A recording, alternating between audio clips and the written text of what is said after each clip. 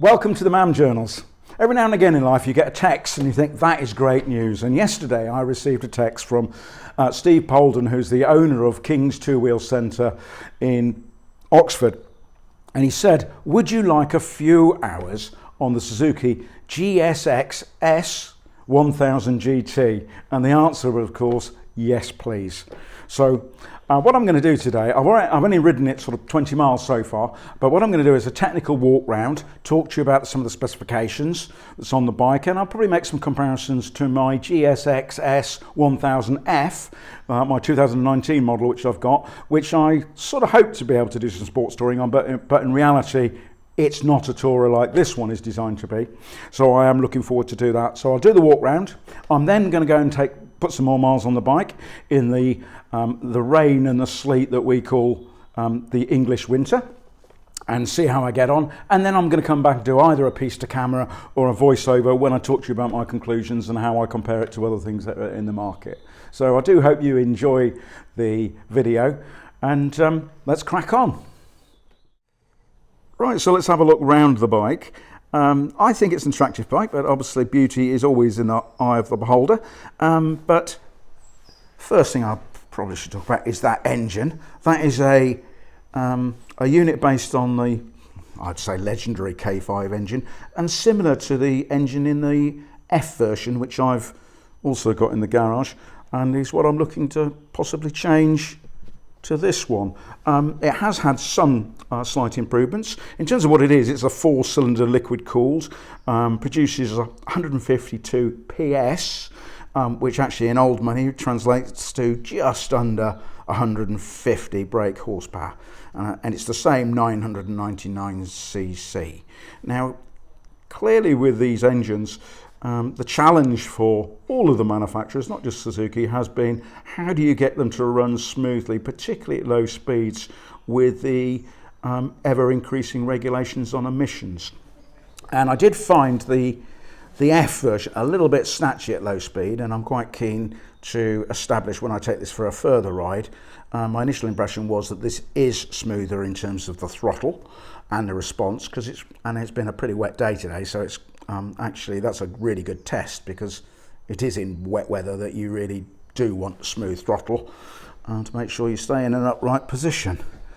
But that is a cracking engine, and although I haven't yet had the opportunity to fully test it, and probably won't in the weather that we're in, I'd be very surprised if that wasn't even better than the great engine that I enjoyed in the F version. So let's have a little look round the bike. Obviously the key change on this bike is this luggage, which is important to me because I am looking for a bike which is a genuine sports tourer. They do call the F a sports tourer, but it isn't. It's an upright sports bike, and you probably wouldn't want to go very far. So having good luggage on it is for me a really big step forward. A slightly more sensible seat, and I've already my long-suffering wife has already sat on it and said she can probably live with that, which is a positive tick in the box in terms of how it works.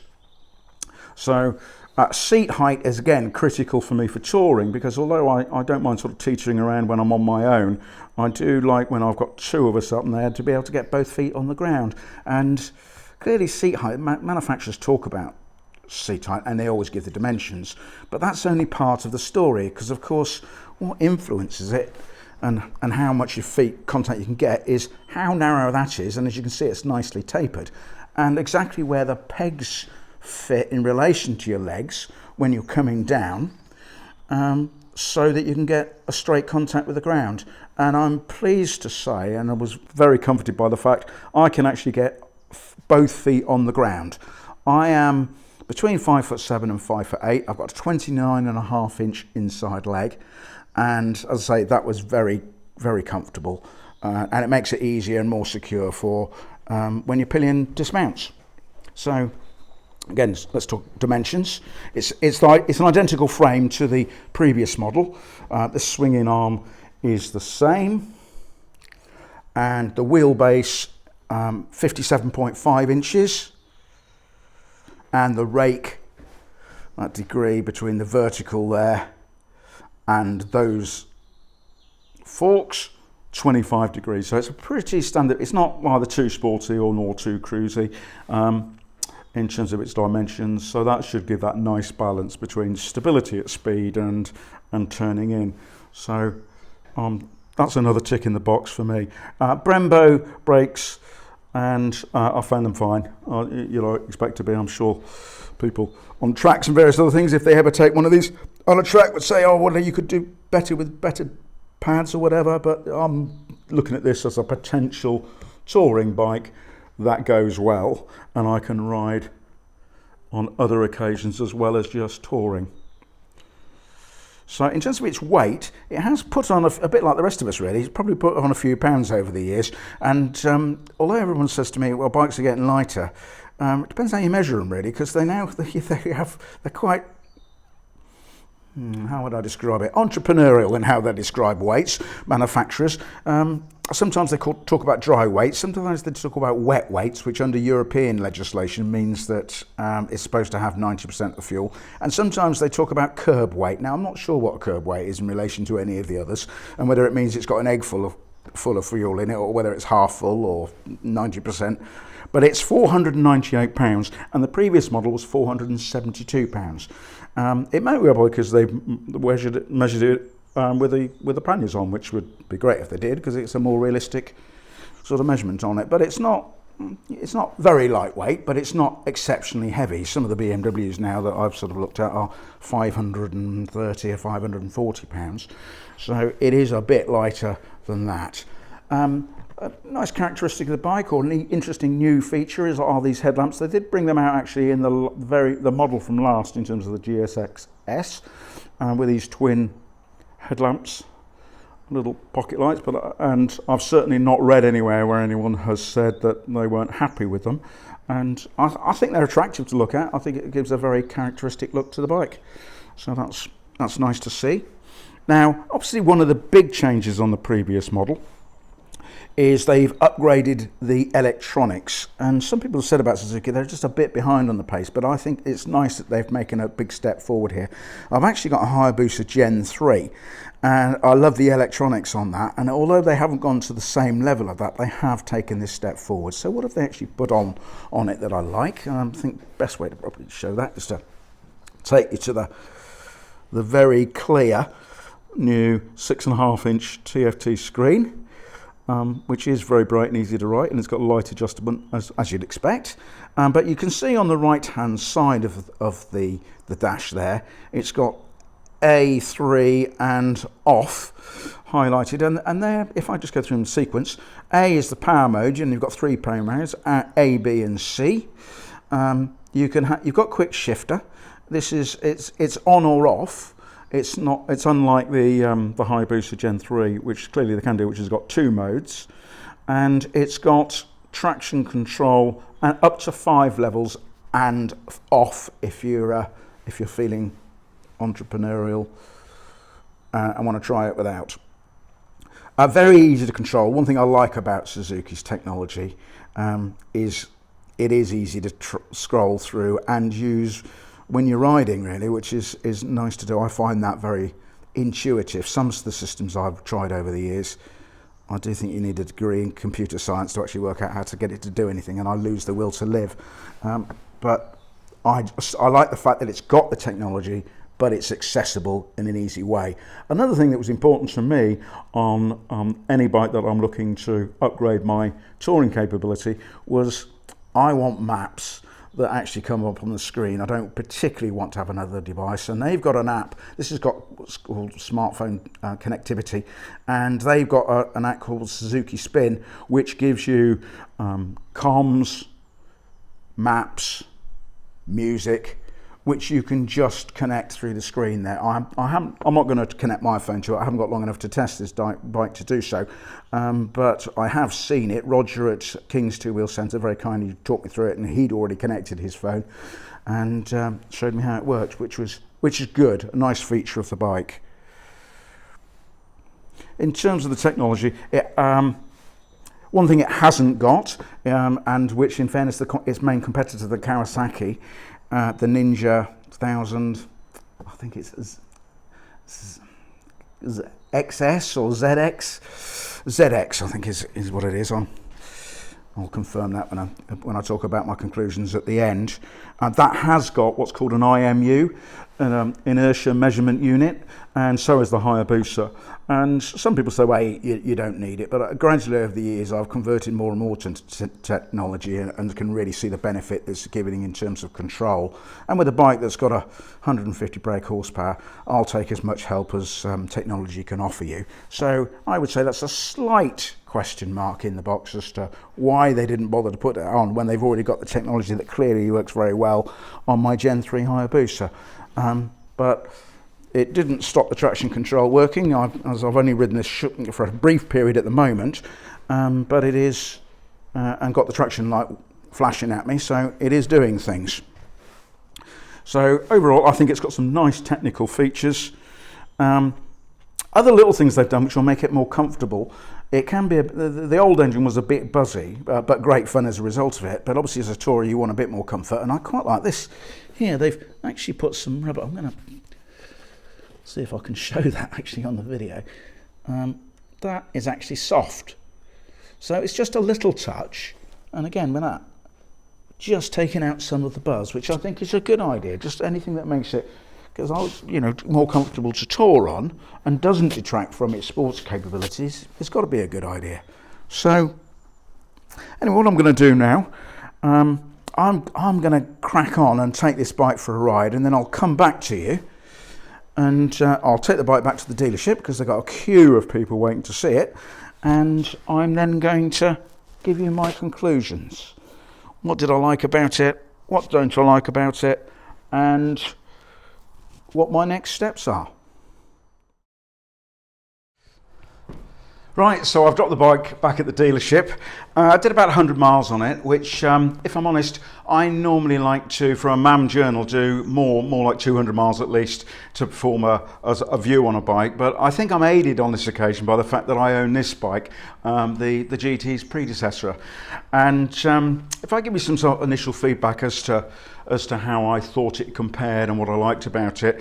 The GT's got slightly more power, but a slightly different tune. And one of the things I was trying to establish is, does it ride any differently? I'll be honest, in the conditions I was riding it, which was pretty wet and greasy, I didn't notice any discernible difference in terms of the performance. It's still a great engine, which is one of the things I love about this bike. And it certainly had plenty of performance, and more than adequate performance for, as I say, the conditions that I was riding in. In terms of handling, it is a heavier bike, and it does feel slightly heavier when you actually ride it, but not significantly so, and not so much that I felt it was affecting the handling of the bike. But I think one of the sort of difficult subjects to cover, but I'm going to cover it anyway, is although I love the engine of this bike, one of my criticisms of it would be, I think the front forks are, I'm going to be diplomatic, adequate, but a little bit harsh for what you can get nowadays with modern suspension. But the bike is built to a price, and the rear shock is frankly not anywhere near as capable as the engine. So there's a bit of a disjoint there in terms of how it does. And I did feel that the new bike looks like it's got the same suspension on, it's got the same lack of adjustability at the back. And one of the things, if I was going to proceed with my order, because I've got a provisional order placed on one of these which are placed in the summer, is I would actually have to change it. The new GT is designed to be a dual purpose bike, a genuine sports bike that you can tour with. And I think one of the prerequisites of a bike that you can do that with is ease of adjusting the rear suspension, because if you're going to carry pillions sometimes and not others, then you want to be able to certainly adjust the preload, and you may want to do compression and rebound as well. And I certainly would. And one of the things I would feel compelled to do is, if I go ahead, I would put a different suspension unit on this back, because the idea of every time I wanted us to go off and two of us ride, that I start skinning my knuckles doing rings and with C spanners, then I think again that's just not, I haven't got the time nor the inclination to do that. So I think that's a bit of a miss in terms of what Suzuki done. They're perfectly capable of building great shock absorbers, by the way, or certainly sourcing them. But I suspect, to meet a budget, that's one of the areas they've continued to save a bit of money on. And for me, that is something that is a negative on the bike. In terms of handling, it certainly handles as well as this bike does. And although I'm not a great fan of Dunlops, we've all got our own prejudices. I think the OE Dunlops, I think it's probably me that I don't ride hard enough or fast enough to get temperature into them. But I certainly prefer other tyres. When I've actually started running and owning a bike for a while, I tend to put on something slightly softer that is slightly easier to get some temperature into. Whilst I love the engine on this bike, one of the observations, I've actually done a video on this, by the way, if anybody wants to look at it, it's on the list below in the sections of it. As I say, I do speak very enthusiastically about the engine. I mean, it does howl like a banshee and goes like the wind, which is it's a great bike. But one of the things I did criticise it for is throttle response. I think this is a bit snatchy, and I was looking for a big improvement in the GT, and I'm pleased to say that it is significantly smoother. And you'll certainly find that in wet conditions, because obviously that's important to get that smooth delivery of power in order to ride it smoothly and safely. Give you an example.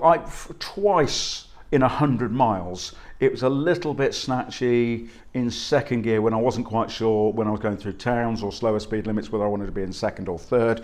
And I'd say 2 occasions. If I'd taken this bike out, it would have probably done it 20 times in the same journey. So you can see that's a big step forward. Is it perfect? No, because I think it's pretty hard for engineers to tune these 4-cylinder engines and still comply with the environmental regulations. So they tend to run sort of lean rich, lower revs, but a massive step forward in terms of that throttle response, which is very good, a big step forward. In terms of the clutch, I've said on this bike, this is quite a fierce clutch. Not as fierce as some of the older bikes that I've ridden, but certainly more fierce than a lot of other modern bikes. And I would put it as a slight sort of negative on this particular bike. But of course, what they've done is they put a quick shifter. Now that quick shifter, you don't need the clutch. Now I've recently spent more time on bikes with quick shifters, and I remember I've got one actually behind me, behind this wall here. I've got a BMW 1000 RR, which has got what I call the sort of early stage quick shifters, which is really designed for sort of like how quick you can get away from the lights, but wasn't really much aid to you in terms of gently driving through traffic in a normal way. And last summer I bought a Hayabusa Generation 3, and I love the fact that it had a off Mode 1, Mode 2. So it had the sort of sports style performance quick shifter, and it also had a mode which is you can actually use in traffic and just ride normally without the use of a clutch. And that's the sort of quick shifter they put on the GT. And I think it's absolutely a godsend. I'm a big fan of it, and again, that for me is a very big tick in the box. One thing I didn't cover when we did the walk around is, although I really do like the luggage compartment, some of you, the panniers, some of you will notice it hasn't got a rear box on, and they don't actually advocate putting rear boxes on bikes of this performance. Indeed the Kawasaki Ninja is very similar. They say don't put top box, but you can actually get front tank bags. Which can fit on. They've got the one that you see on the screen now, that's a 5 litre which expands to 9, but there's a bigger version than that as well, and I think that makes for a perfectly adequate way of getting your luggage around. The reason why they don't like putting top boxes is about stability, and obviously on some bikes you can do, if you've got a much longer wheelbase, you can get that extra stability in, but this is more like a sports bike in terms of its dimensions, and I can understand the logic and safety of that, and I don't think it'd be much inconvenience to put the weight on the front and on the sides to enable you to have plenty of luggage capacity when you're touring. In terms of touring range, the tank, this is, I think, is 17 litres from memory. I'm sure somebody will correct me if I'm wrong, but the new bike is 19. It did 42, 43 to the gallon, according to the onboard computer on it, and I suspect that means you've got a range of about 175, so slightly less than more conventional tourers as such, where you normally like to get about 200 miles, but not too short so that you're stopping every 5 minutes. I mean, I've got a Honda SP1 where you'll be lucky to get more than 100 miles, but you'll be grateful for the brake. Right, so if I can try and sort of sum that up for you, there's a great many things that I like about the GT. I mean, I love the engine, I love the new technology and the connectivity to my phone and maps and various other parts. I think for me, the riding position is perfect for 2-up, and I like the fact that there's been a significant step forward in terms of the comfort for the pillion, which is important for my wife when we go away together. So I think there's a lot of very easy things to say are a big step forward and are positive. The couple of things that I really sort of think about and think, well, not quite perfect. I've been spoilt by the Hayabusa Gen 3 with that IMU. It's certainly increased my cornering speed. I'm no track rider, but it's certainly enabled me to ride more confidently with corners, knowing that the technology is cutting in and helping me out for my own inadequacies. And it would have been nice if they'd used the technology they already got and put it on the GT, but it's not a major factor. I've been riding bikes without it for many years. I'm sure I can continue to do so. But for me, the biggest negative is, as I've really touched on, is suspension, and I would have to sort that out in terms of going forward with the bike. So there's lots of great things that I do like about it. The press in the UK have absolutely raved about the GT, and having ridden it, I can certainly relate to a lot of the things they've been saying about it. And I went to the motorcycle show and in Birmingham just before Christmas, and I wanted to physically have a look at the bike and sit on it, and there was a very orderly queue there of people waiting to have a look on the bike. So I know it's a bike that's created a huge amount of interest, because I think there's definitely a market there.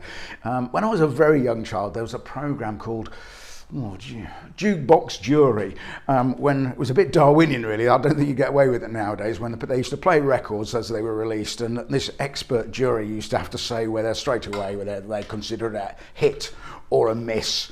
And if I was on a motorcycle jury and assessing the new release of the GT, without question I would say hit. It's a great bike. So what are my next steps? Well, the reason why I've been lucky enough to have a go on it is not so that I can do a YouTube video. In fairness, I suspect if Steve was honest, he'd rather I didn't. But it's because I'm a good customer and we're friends. I've known him, Steve, for 40 years, and I do a lot of business with him. And I said to him, yes, I do. I said in the summer, as I've touched on earlier, I do want, put me down as a provisional order those, but I do actually want to ride it. So he provided the bike for me to actually do that and to put me in a position where I can either, yes, confirm I want to go ahead and he can come and pick up the part exchange, or whether, no, I'm going to step out of the way and let somebody else on his queue take my order. So what I'm going to do now is I'm going to go and try the Ninja, just to take it for a road test. I'm conscious that actually in the UK we're exceptionally lucky when 75% of the people viewing this video are not in the UK, which is, I find interesting, and listening to what they say, you don't have access to tests like we do, so we are very lucky. I can go and do that direct comparison and make sure that actually the GT is the one that I want to go with and best suits me. In terms of price, I suspect by the time I've spec'd it up like for like and I've changed the suspension unit, they're probably about the same money, so it's great. I won't be making a decision based on finances. I'll be making a decision based on which bike I actually think is right for what I want to do. Anyway, I do hope that you found this video interesting and helpful. I appreciate you watching it, and if you have liked it, perhaps you'd be kind enough to press like and maybe even subscribe to the channel. And in the meanwhile, ride safe, stay well.